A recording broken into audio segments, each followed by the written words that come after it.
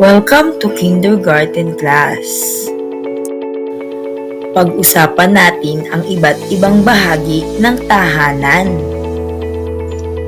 Sala, dito tumatanggap ng bisita ang pamilya. Tinatawag din itong silid tanggapan. Sunod ay kwarto. Dito natutulog o nagpapahinga ang mga kasapi ng pamilya. Tinatawag din itong silid tulugan. Sa silid kainan, dito masayang kumakain ang mga kasapi ng pamilya. Sa kusina, naghahanda at nagluluto ang pamilya.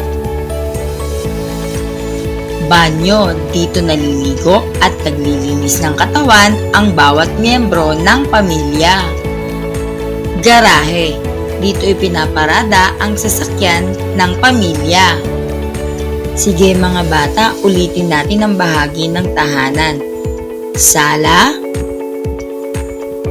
kusina, kwarto, silid kainan, banyo, at garahe.